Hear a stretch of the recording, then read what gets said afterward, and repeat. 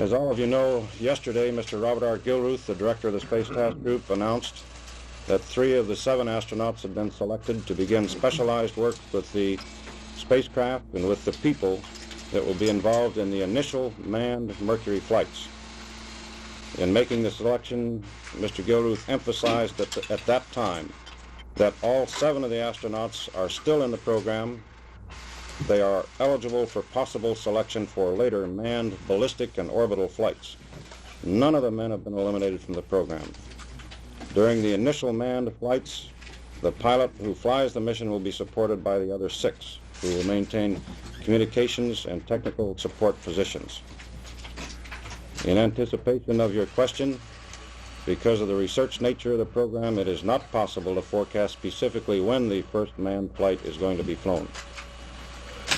For your identification purposes, it may or may not be necessary, but from your left to right, L. Gordon Cooper, Donald K. Slayton, John H. Glenn, Alan B. Shepard, M. Scott Carpenter, and Walter M. Schirraw.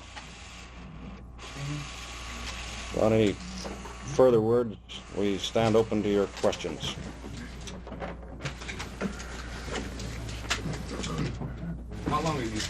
When were you first told that the field had been narrowed from 7 to 3, Mr. Glenn, Shepard? Go ahead, John. Well, we knew just shortly before the announcement concerning it. I don't think we need to pin a date now or to it. We knew shortly before the announcement. Did you know that this election was coming up? Well, yes, certainly. Sometime in the program it had to narrow down some, so we have been looking forward to this narrowing down. Did this take time for some time? Did it become more pronounced in recent weeks? This election? I don't. How do you pronounce the selection, Doug? I don't follow you. In other words, did you know that this the election board was actually considering these all of you collectively going into these last few weeks? Doug, I think the specific answer to this is that the selection process has been underway for over 22 months. We've been watching and evaluating medical and technical information all during that period. Obviously, this work has become more concentrated during recent weeks. In what fashion and by whom were you told of the selection? Well, we were told as a group of 7 by Mr. Bob Gilruth, the director of Project Mercury, and the one that was responsible for making the decision. When did Grissom learn? We were told as a group of 7, Doug, all at the same time. When this took place, if Grissom's been in Bermuda? Pardon? he's only been out there a couple of days. A few days. Then you knew about it before then, a couple days before the announcement. He knew about it before he went to Bermuda, yeah. Okay.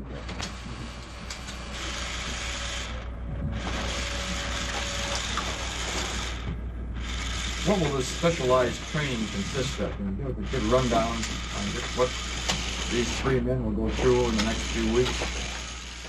John, you want to start that one off? Well, naturally, with shots coming up, we'll be working more closely with the equipment that we're going to use.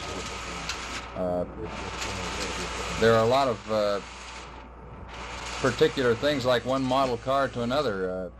Different capsules have different characteristics, just as different cars do. So we'll be following the equipment very closely. We'll be doing last-minute work with the engineers on the project so that we are thoroughly briefed and fully updated on any changes that may have occurred in the capsule or its systems.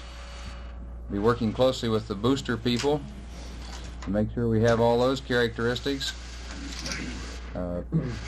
We'll just be doing more intense work on the whole project, more intense work that we have been doing all along, becoming completely familiar and completely updated with all phases of the project, really. You can't single out any one phase and say that it's suddenly going to receive all the attention from here on in. It's just a general increase in activity across the board.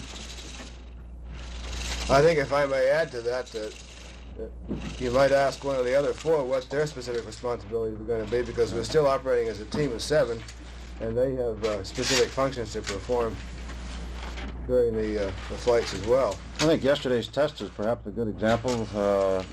Deke, would you comment on what you did yesterday? Well, I was in Mercury Control Center, which I think most of you here have been in at one time or another, and seen the operation there and the physical layout. I'm in what they call the capsule communicator spot, which our original idea was to have occupied by an astronaut. And basically the job on a manned flight here is to be in communication with the astronaut in the capsule throughout the flight, or as long as possible at least, as long as he's within communications range. On unmanned flights, of course, we're just filling the position and getting accustomed to the normal checks necessary to this position.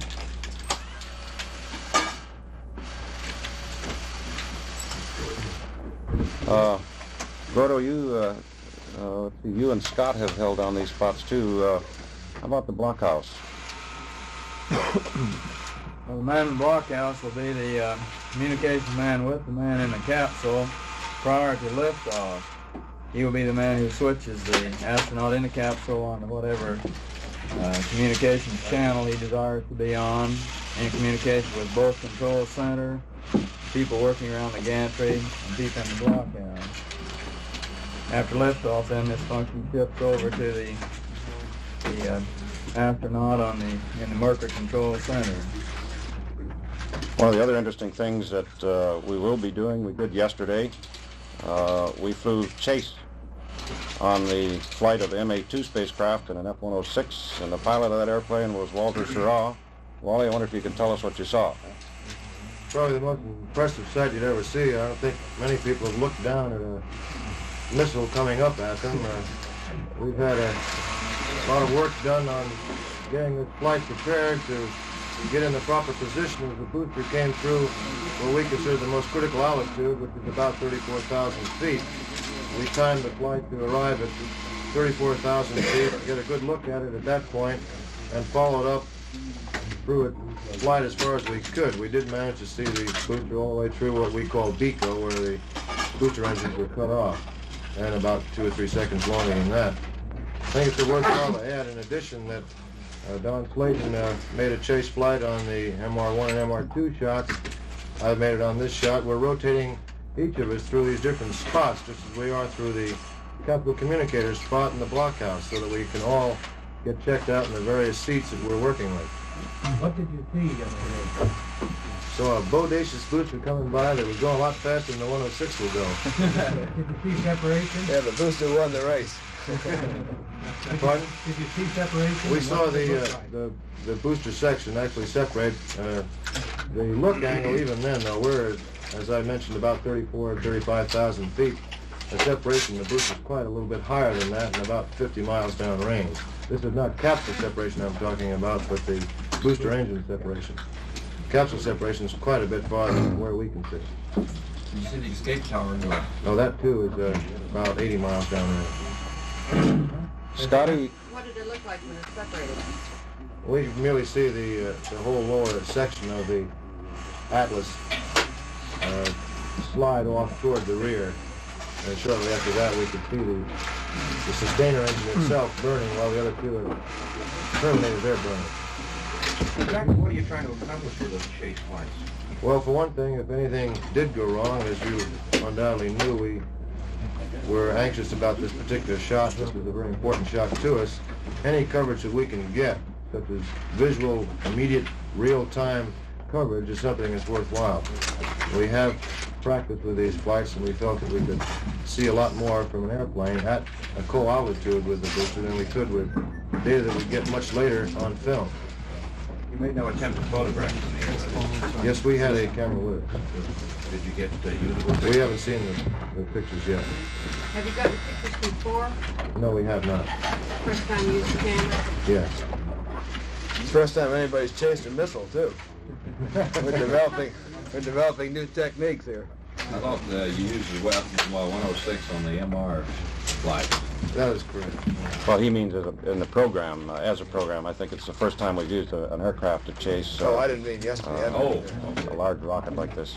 Our problem is that we can't fit too big a camera back there. It has to be handheld, and I think many people in this room can sympathize with our problem. One of the interesting things that has taken place in recent weeks in our program has been the simulation of actual flights.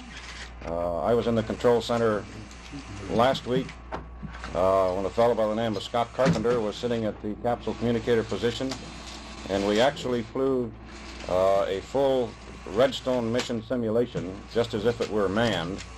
And I know I, for one, was almost completely carried away with the reality of the simulation. Scott, I wonder if you'd like to talk about that a little bit. Well, what it amounts to is manning the blockhouse, manning the control center, and having one of the astronauts in the trainer, which itself can simulate the entire Redstone mission. We tie all of these together, and everybody gets practice at his particular position in a simulated launch. We can simulate any type of failure that's possible. We go through the entire count from T-minus 3 hours on down to about recovery time. Each person is given a number of failures that have to do with his own equipment by the not too kind simulation people. I might inject here an important point. Mr. Walt Williams, our ops director, and Mr. Chris Kraft, our flight director, get their heads together and decide which kinds of missions and which kinds of failures might be critical down the road. And they merely give an instruction to the simulation people that they want to fly these kinds of missions. Well, then the simulations people put this thing together, but they never tell anybody what they put in it. So whatever occurs is a complete surprise. Well, Scott, was this the only full simulated flight that's been flown? No, we do 2 or 3 a day. It depends on how well people do it. Well, if many mistakes are made, then we have to stop and hash them out. If things go pretty smoothly, we can start right into another launch. You've been doing 2 or 3 a day with a full Mercury control? When possible. Sometimes the mistakes require so much discussion we can't go into another. And new points are we discover new things, you know, that we hadn't thought of before. And so it's not only training, but it's research as well. And we plan to do this quite frequently on a regular basis until the launch. How does this compare with the old link trainer? They're not even in the same ballpark. Fanciest link trainer you ever looked at. Have you run any Atlas simulators? I might answer that one just to clarify this a little. Yes, we run simulations of every mission that we run prior to the mission. In the case of the one we launched yesterday, where I was in control center, we had run simulations on this some 2 months ago. And we then picked up again last week and ran simulations for 2 days prior to the mission. We ran 2 days last week, rather, plus simulations on X-1 day. So you have each mission well simulated prior to ever firing it. Well, would you, for chance, say, take the actual data from yesterday's flight and running deviations or something to feed it into a program and run through it at a later date? Certainly. Certainly. Right, we have the actual tapes from the mission, which we can rerun through the computers if we desire. I would like to ask both Al and John the most concerned whether they feel that they would like to ride in the next Redstone. Like, they feel that the program is far enough along that they could ride the next Redstone if they run. What they agree with both of them on that. If they don't want it, we will.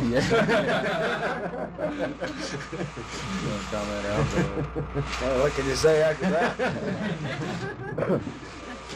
I think the answer, of course, is an overwhelming yes, a resounding yes. There are a couple of odds and ends that happened on the last Redstone flight that we wanted to consider a little more thoroughly before making a decision to go.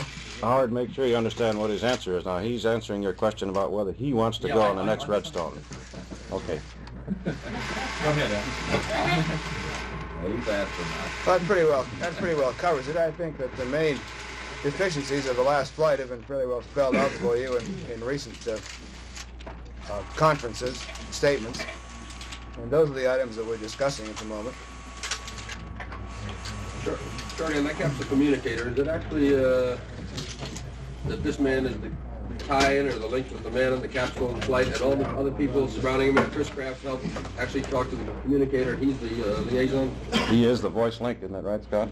That's Yes. right. A number of people can hear him, but as it's set up now, under normal circumstances, the only one who will talk to him is the capsule communicator. Well, that's one part of this is free to core. The buddy system is 7-man group idea, isn't it? No, it's just that this man who has training, who has a good feel for the astronaut's problem and has spent a lot of time training in the control center is the best person to coordinate the activities of both.